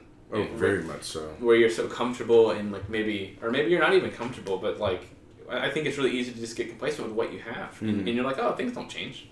Yeah. I mean, I think everyone's like, of course things change, but do you live like they don't? Yes. Do you actually live like they don't? Like really live in the moment. And how well do you really understand that? Because I know that on a surface level, but boy, I'm telling you, like whenever you realize that the world changes and it changes quick, it's a different thing. It's a very different thing, and I think that's been something I've been kind of like toiling with over the last year of my life too. Is kind of like understanding and trying to rationalize that in a way, and rationalize it in like I said, like a real way. Yeah. Because like obviously things change, but like, do you know what that means? Like, do you know what that means? And yeah, so it's been tough. One of the things that I've recently, within the last year or so, I've found myself doing. I've realized I've been doing it all of my life. But now that I'm around more people, like, it'll always be, like, certain points of the year where I'm like, oh, it feels like... I was talking to my coworker recently. I was like, I feel like I'm about to step into this time period of just, like, this is bullshit. And, like, I'm not really ready for it. And just like, what the fuck are you talking about? Like, because it'll either be that, or it'll be, like, oh, I'm going to, like, this is a season of change. Like, bro, I feel that. And you feel that, yeah. And yeah. she's like, what the fuck are you talking about? I'm like, you don't, like it's something in the air. Yeah. Like, you feel it. And I'm like, I don't know, I think it goes back to being self-aware, but even when you're aware of self, you're aware of others. Yeah. So, like, that's... Like proxy. Yeah. Like proxy. So, I feel that. It's a very real thing. I think that when you can become aware of something changing or being in transition mode, you can either prepare for it or prepare to be able to not do shit, but be able to go through it. Yeah. And I think that's one of the things, especially all three of us are very creative people. I think that's one of the things of creatives. I think that's why we have that, is that we kind of have to prep ourselves for whatever the next period is going to be, and how are we going to be able to function within it, because as creatives, I think we're also very, very sensitive to a lot of things, and especially like life events and like seasons of life. So if we allow that to hinder us from our creativity, it takes us to a place that's just like, life sucks. Let's fucking jump out a window. Like it takes super emo super quickly. Yeah, and so I think that's why it's really you have to be on top of your shit. It's funny you mentioned that because I've been feeling that for a while now, and I part of me thought it was just because pre-production bullshit. But it's like I read a recent issue of the Marvel Conan the Barbarian comics that really kind of set this like in my mind, and so that we're all kind of like there's a quote that's like you're the captain of your own ship and the master of your own fate. And in this issue of the book, basically he's on this pirate ship. I can't remember all the exact details, but long story short, he's basically supposed to transport this artifact across the sea, and he's been hired as basically just to carry this and let nobody touch it. So basically they get boarded by pirates, and it's a fucking bloodbath, all trying to get this artifact because it's worth like a shit ton of money or something, or has some power. And basically in the happening, basically all of them are killed. All the crew, all the pirates are killed but Conan. Mm-hmm. And basically he's stuck on this fucking ship with sails and everything, and he has to man and sail the ship. He has no fucking clue where he is. I don't even think he has a compass. I think he just has to just figure it out. Mm-hmm. And it's just, the whole thing is like, it talks about how his whole mindset is like, it's not even, he doesn't even give a fuck about the artifact anymore. He's just like, I have to keep going with this, even though there's like all the, you know, the smelling of like all the dead and all this stuff. He's like, I have to just keep pushing on because it's like, that's all I know how to do. And it's just something where we are all kind of the captains of our own ship. And a lot of the times it's like, you know, we're the only person on board. So we have to like kind of man the sails, man the wheel and everything, like really figure out how to circumnavigate all the shit in our lives. Do we let the storm capsize us, or do we just keep fighting it and going through I will not let consequences dictate my course of action. Exactly. Like, that's one of the things, I don't know who said it. I found it when I was playing Assassin's Creed. I really got into like philosophy when I was playing Assassin's Creed in high school, and I just was like reading a bunch of shit, and I found that somewhere. I literally like, that's awesome. Yeah, but like that stuck with me. But one of the things I think that goes back to like, you just have to live through it. Like in the simplest of terms, you live to learn. And like, there was something that was happening like 2 weeks ago, and I was just like, I have to go, oh my God. But it's like, you just have to live through it. And if you can live through it, you'll learn whatever comes on, and like, but you can go from there. That reminds me of something else that there's like another quote where it's like, I think it's one of those old sort of like U.S. Navy ones or something, but it's something about like, calm seas don't make good sailers. Or something to that effect. And I think that's really true. And I think there's like a really strange sort of like duality of things, because I would totally make the argument that like life is kind of like floating in a river, and there's a whole lot. Like, you can swim in a river. Yeah. You can choose to go with it very easily if you work very hard to swim against it. But more or less, you're in the water, and it's gonna do to you. Yeah. You will not do to it. Yeah. And I think that also, with that in mind, goes again with what you can do, which is like, you have the ability to try to swim in a certain direction. Yeah. And I think like there's a whole lot of things that you're subjected to, because you will not do things to life. Life will do things to you. But I am the captain now. Yeah. But that's like life to me every few days. Like, I'm the captain. I'm like, okay, you're the captain. But like, it's just standing over you, like looking down, like, I am your master now. But even with that, there still is the caveat of, one of the things my improv coach says is, life isn't happening to you, life is happening for you. So you have to, even with all of that, because what you say is true. Yeah. And what I say is also true. And it's like learning to live within the duality of life in general. In that mix. Yeah, in that mix. Like, in how you're gonna sail your ship, And I think that's another, that kind of brings up an area where like I'm just infinitely perplexed, is like trying to understand the nuance by which it presents itself. Like, why do things happen? Why do things happen at all? Why do certain things seem to happen? Yeah. And it's like, I feel like you could almost go mad thinking forever. Oh yeah. About like all that sort of stuff, but it's, I don't know. It's weird because, like I said, I think that I almost feel like it's a fool's errand to even try to approach that thought. But there's something so alluring about it, and I don't think I'm really any closer to understanding it. But I think I'm just more comfortable accepting the lack of an answer. Yeah. You know, and that's Would that take away the magic of life if we had that final answer? You know what I mean? Like. Yeah.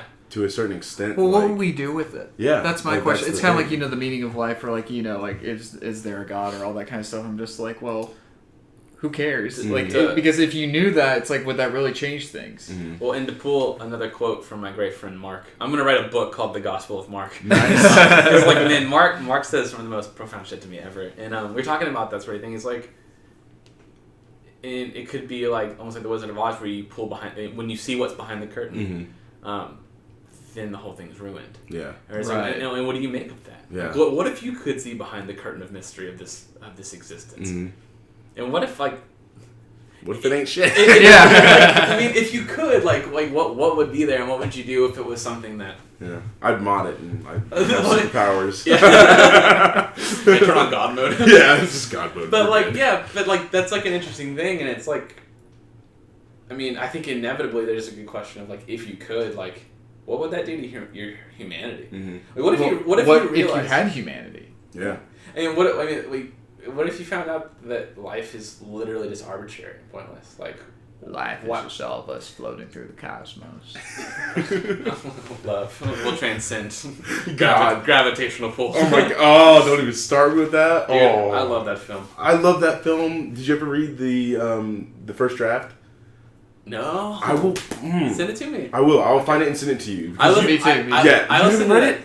Boy, I listen to that score all the time. Interstellar it makes me want to Well, cry. your video made me think of the teaser for Interstellar. Yeah, and that teaser is so good. I used to have that memorized, and I would do my Matthew McConaughey like the world will not, but man's life does not land before us, but it lies above us. In the stars. Oh, it's so good. Oh, that is like one of the best trailers ever. Yeah, I don't know if God. you guys had heard this, but Hans Zimmer, I think I saw an article or it was like a video with him, and he was saying that I don't think Chris Nolan told him what the film was about. He just kind of was like, "There's a science film," and I think he just told him to think of like a father and a son. Okay. So the idea of Murph. Wow. And I can't remember Matt's name in the film. Yeah. But he very much in mind when writing the music was thinking of like the connection of a father and a son, and he said that he was thinking a lot about himself and his own son. That's awesome. As he was writing it. And then he didn't end up telling him what the film was about until he saw it, and so like a lot of that music was kind of composed blindly, as I've understood. He did that for Thin Red Line too. Like he didn't have a cut. He basically just like I think he turned over like a 2-hour score to Hans Zimmer turned over the score to Terrence Malick before they even shot the movie because he wanted the music to shoot the movie too. Wow, that makes Hans sense. Zimmer is. He's I almost like it's such a trope for me as a composer to say that, or composer to say that I love Hans Zimmer, but like everything he's done, I'm just like it's so good. Well, I just saw that he's not doing Christopher Nolan's next movie because he's doing Dune, and I'm like sad face, but at the same time that's pretty dope. I can't wait to see Christopher Nolan's next movie. Do we even know what it is? I don't think so. No. I don't think and again, so. and maybe it's like one of those other sort of like I feel like tropish, but like. Chris Nolan is probably my favorite character. He's like really. He just seems to make the best, most thought out, thoughtful. I haven't seen Dunkirk. I need to go back. I haven't seen it either. I heard it's really good. The score makes me feel ill. Okay. Really? Yeah, it's got a lot of uneasy things. During the raid, or not the raid, but during the initial like wave, like the beginning, it's like a 12-minute bit of just sound. Dude. Yeah. So he uses this amazing thing called a shepherd tone. Mm-hmm. So Hans did just brilliant. But a shepherd tone is where you have like, and this is like a simplistic version, but you have 3 notes. Let's just say they're starting at 3 octaves. So you have a low octave, a mid octave, and a high octave. And essentially they start climbing chromatically, smoothly. Okay. But as they get higher, they get quieter in volume. So you have this infinitely climbing tension. It just feels like the music's constantly It's radiant in Dunkirk. Okay. Oh my god. Okay. It just feels like it's rising, but it never stops rising because as the highest notes fade, the lower notes begin to come back in. Gotcha. And so there's just like this eternity of like, if it goes in the opposite direction, it's like an eternity of falling, it's this intensity rising constantly without ever hitting a peak. That's crazy. Where like if you think about The Dark Knight, there's just moments where they have those, and then it kind of the Joker's theme. Yeah. And then right as the dun, it kind of hits that peak and it stops. But in Dunkirk, it just keeps going. So you get this like sort of like very much reflective of like the people flying the planes. You get like vertigo hearing it. You're like, what the fuck is happening? Like what got me is like there's a bit where there's like one of the English dudes is just running down an alley and they're just, like the Germans are just firing like crazy. Yeah. And the tone's just going like, and the whole time, like you said, the fire rises. But isn't Tom Hardy in Dunkirk too? Yeah, he's a pilot. He's a pilot. Okay, yeah, thought so. Well, I guess just on a note to wrap this up with, would you mind dancing for us, Monkey? What? Which one do you do? Well, there's one little thing I want you to show Jeremiah, which is something you showed me during our last session.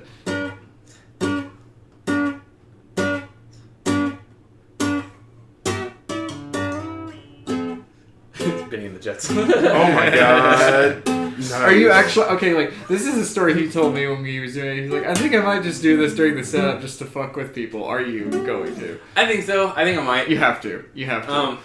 Because I don't know. Like, I just playing in that wedding band that I've been doing. I had to learn the song, and like, I never had really dug into Elton John as hard as I started to, and like. I fucking love Elton John. He's so good. Like, after I watched the movie, I was like... How is the movie? I enjoyed it. Oh my gosh. There's actually, like... It's really, really good. Like, it's crazy. Like, me and Luke and my girlfriend were watching it, and, like, there's some stuff that happens at the end, and, like, just, like, in terms of characters, because it goes back and forth between, like, his childhood and, like, him going through rehab, like, getting to the process of that point. And it's just, like... Oh my gosh, it's really good, but like the music is amazing. I've always enjoyed Elton John way more than Queen because I hated Queen until the movie, and now I love Queen. But like I was able to appreciate more of his music because of the movie. But it's good, it's fun, you gotta watch it. And Taron Egerton actually sings some of the songs pretty well. Good. He's fun. Like I love listening to some of his versions of some of the songs. Like it's really good. That's crazy. Yeah. I heard they met on a set of a musical that he was in. Really? Yeah. I don't know which one Taron was in. I don't know. There was I think I heard that the actor who played him and Elton John were both in another musical. I don't know. I know they're in a movie. They were both in Kingsman 2. Kingsman 2, yeah. Oh, maybe it was that. Yeah. I don't know, because I kind of heard the conversation in passing on a band trip with like, the wedding band. Super cool. Someone talking about it, so I was like, wow. Yeah. No, it's fun. Life is good, y'all. It is good. We're doing too much. But enough. We're doing enough. We should just keep working. I'll play Wallflower. Alright, yeah. Do it. Hey.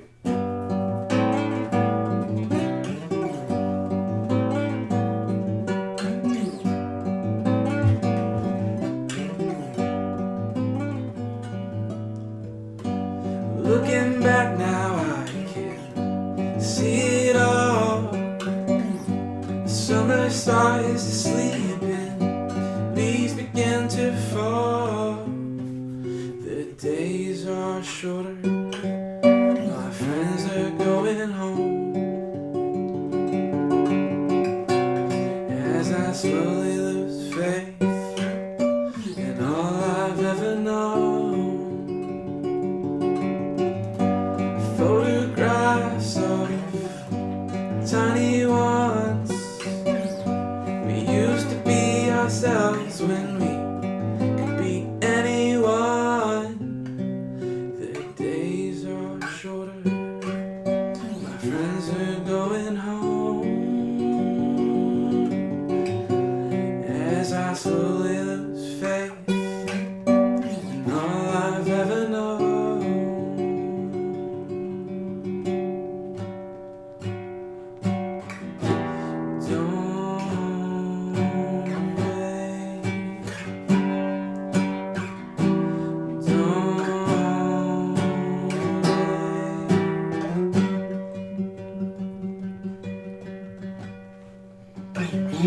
I keep the places that I love filled with a memory that we were picking instants by the stem. Wildflower, you grew so far away from me.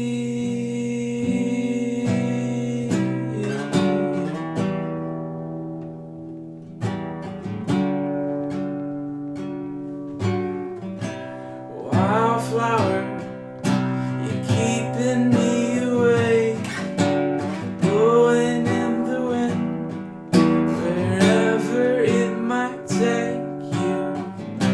Wildflower, you're keeping me awake, blowing in the wind, wherever it might take you.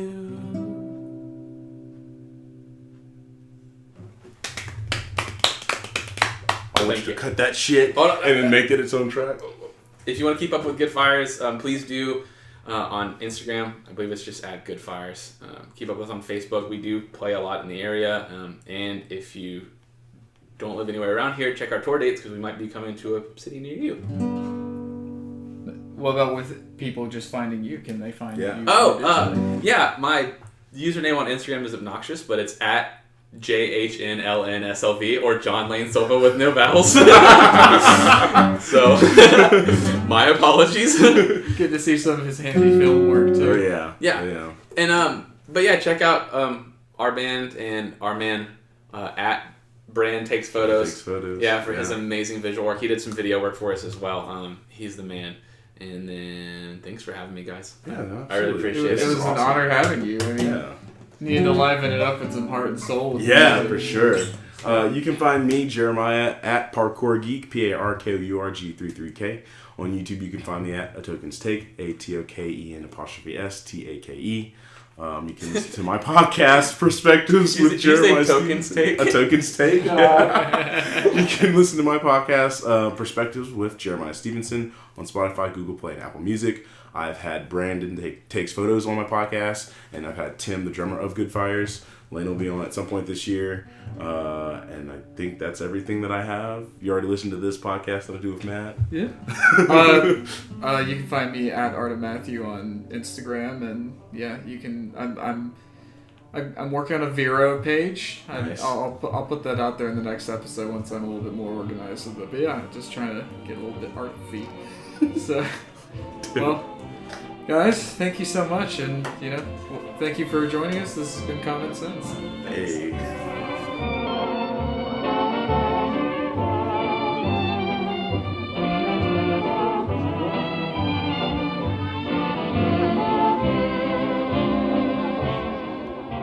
The following audio presentation is property of Lake House Creative, LLC. Any reference to copyrighted works is for review and commentary purposes only.